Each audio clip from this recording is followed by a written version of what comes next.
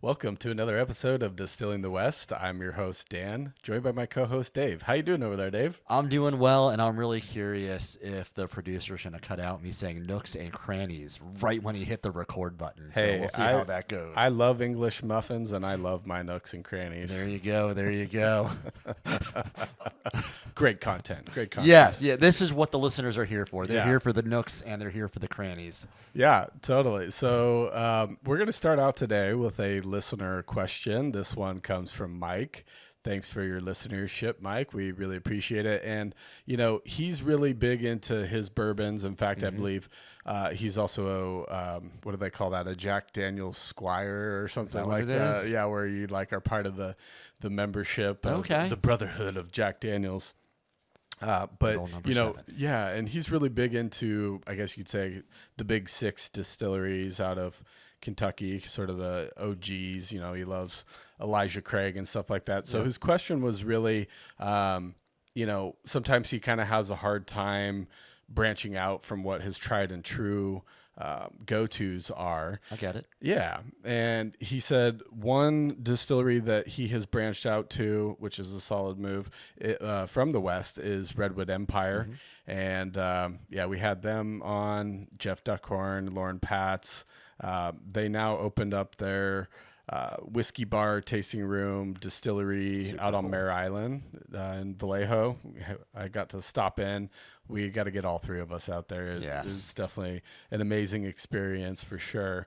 So his question was, are there well, he said 4 or 5, but we're going to throw out some more examples of, you know, bourbons and whiskeys from different distilleries on the West Coast that we cover that we would suggest for our listeners and for him.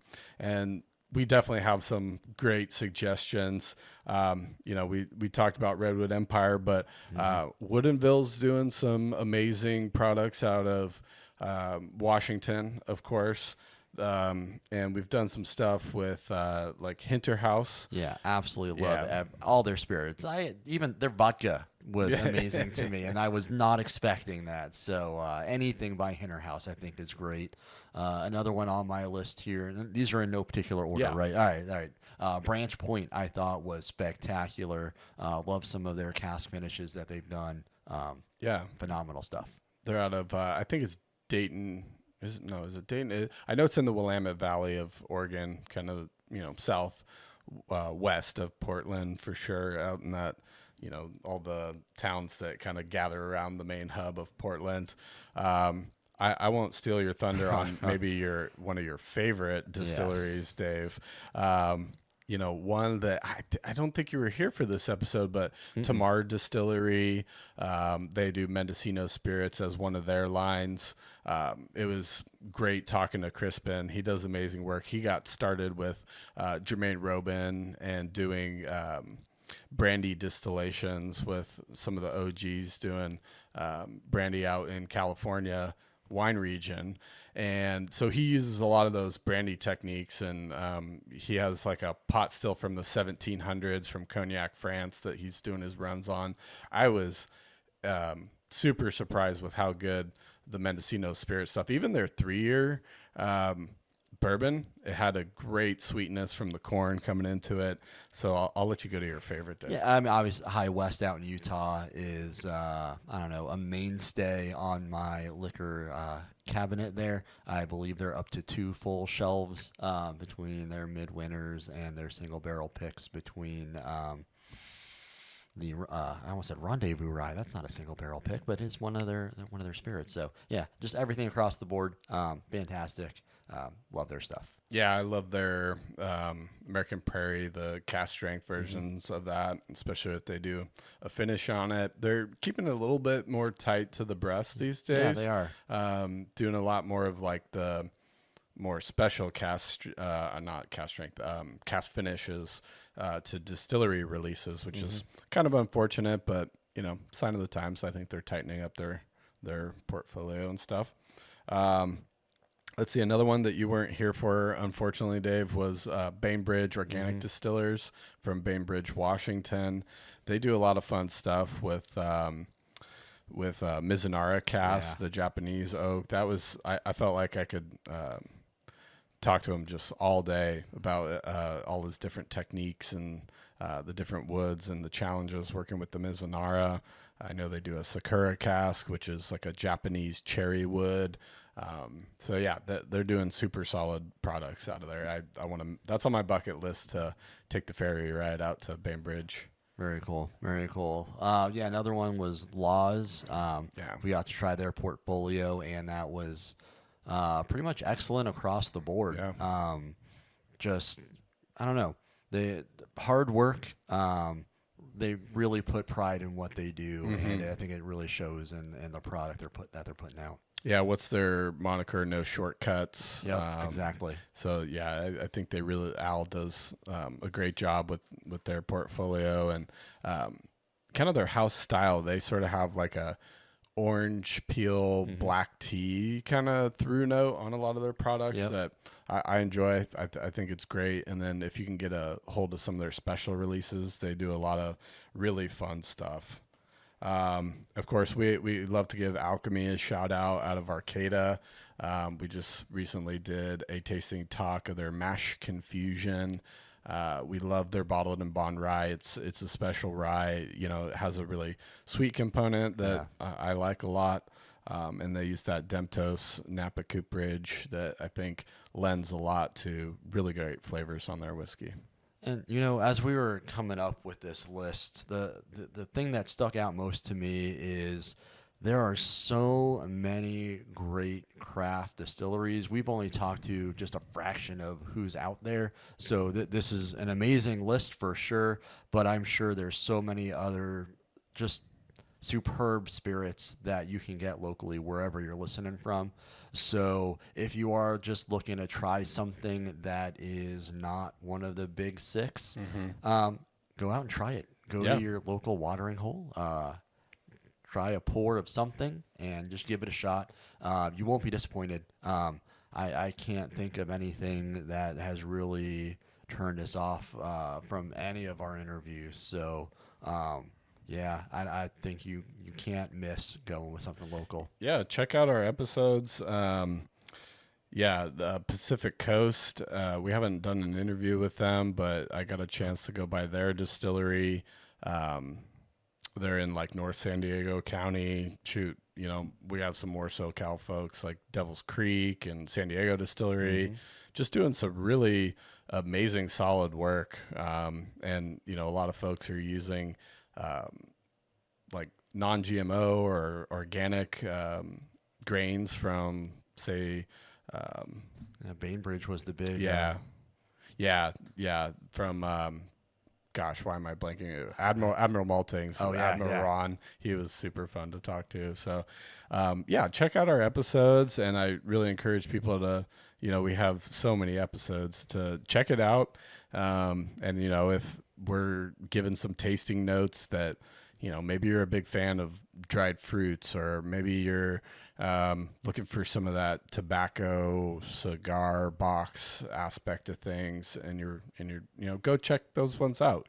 A lot of times you know, in California, we're very blessed to have a lot of distribution to our state, and so we can get a lot of stuff. So I know some states aren't as fortunate as we are, but, you know, type up their website and see if you might be able to get a hold of some of their products from their website. Highly encourage it. All right, and now let's get into our tasting talk here. This is something a little bit different. We're going with, this is Doc Swinson. Doc Swinson's their alter ego. Are we a little out of focus? I don't know. Here we go. Doc Swinson's alter ego. So they take what I'm assuming is MGP, distilled in Indiana, and then they blend it and barrel it and age it at their facility in Washington. I want to say Ferndale. Is that right? Yeah, Ferndale, Washington. So they get a little bit of the Washington climate to give the whiskey a little West Coast kiss on there. And the triple cask, you want to talk about the triple cask finish? Yeah, so they finish in Oloroso sherry, PX sherry, and cognac casks. So to me, it is literally the best possible finishes all rolled into one. So I am super excited to give this one a try. Not gonna lie, I may have had this a time or seven before. It's good stuff, and I just wanted to make sure we talked about it here. Yeah, is that your backup bottle? Sure, we'll go with that. I may have a couple more sitting at home ready to go just in case this one empties out too quickly today. The nose on this is fantastic. I think they did an excellent job with the sherry casks and the cognac cask. I really get that, and I think it lends itself to like a dried fruit component on the nose. Yeah, I get some sweetness too, maybe a little tart. I almost want to say like a raspberry or like a berry pie kind of thing. Yeah, I could see raspberry, tart cherry, maybe kind of almost a little raisiny. Maybe that's coming. Well, both sherry and cognac can kind of get a raisiny thing going. Yeah, for sure. And 100% up my alley.